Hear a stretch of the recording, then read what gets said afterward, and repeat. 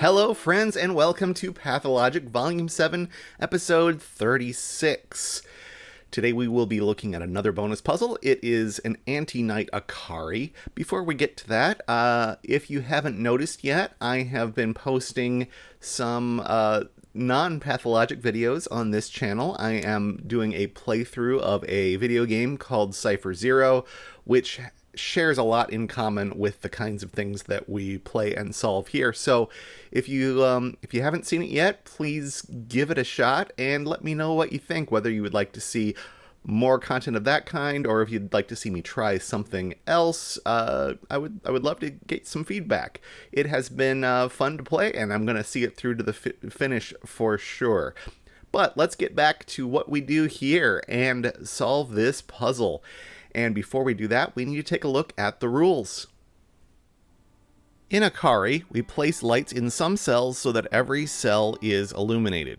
Lights are represented just by circles in this interface, and you can see them illuminating things by highlighting them in green in this solution.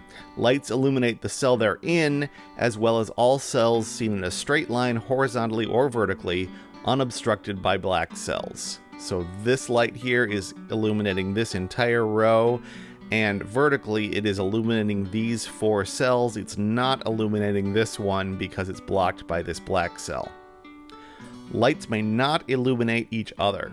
So while they could be in the same row or column, they would need to be obstructed by a black cell if so. And clues represent the number of lights in the cells orthogonally adjacent to it. So the 2 is saying that of these 4 orthogonally adjacent, that just means horizontally or vertically, of these 4 cells, exactly 2 of them have lights in them. Those are the basic rules of Akari. But we also have an Antiknight variant, and the Antiknight variant says that lights cannot be a chess knight's move apart from other lights. So the chess knight, if you're not familiar with chess, is 2 in one direction and then 1 in an L shape from there. So for example, this one is a chess knight's move away from here, here, here, here, here, here, here, and here. So those 8 cells are a chess knight's move apart, and as soon as we place a light, we can't place a light in any of those other cells. Those are the rules of Antiknight Akari, so it's time to solve a puzzle. Today's Antiknight Akari was set by Eric Fox. Let's start by marking in our zeros.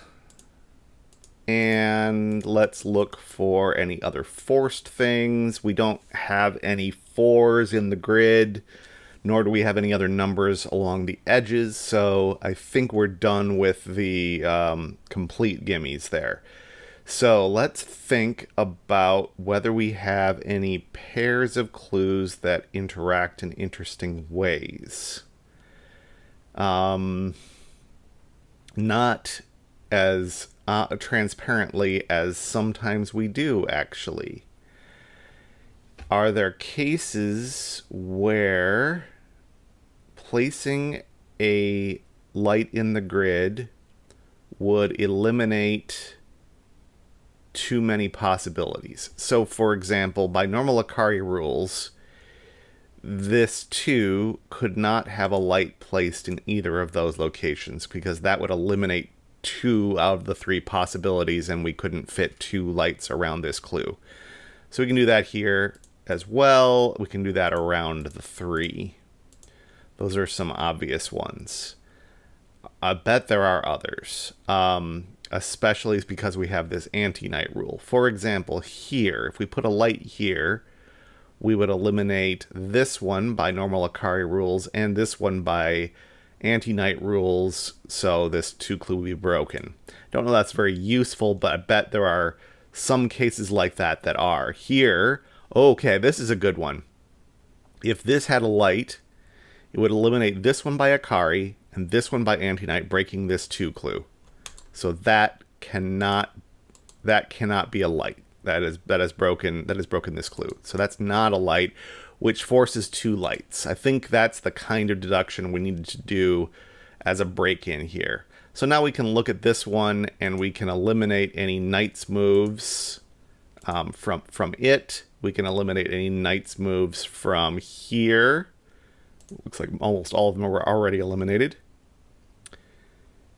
And this 3 we can define. Has it told us what's happening with this 2? Surprisingly no, because this is kind of on a bishop's move from these, therefore not knight's move. So we can't eliminate any of these 3 directly from that. Are there any knight's move constraints from these that we should pencil in? Let's look through those quickly. That one is the first and almost only. That one's also eliminated. That looks like it. But this cell and this cell are both interesting now because they are not illuminated horizontally. They've got to be illuminated vertically. And so that comes from down here for this one and down here for this one, which gives us maybe some more knight's move stuff we can do. It's given us one of the 2 that we need for this clue, but we don't know which one. Regardless of which one of these has a light in it, this one can't by knight's move. This cell can only be illuminated by this one over here. So we're good. I suppose I could be marking these as complete, that we know are complete.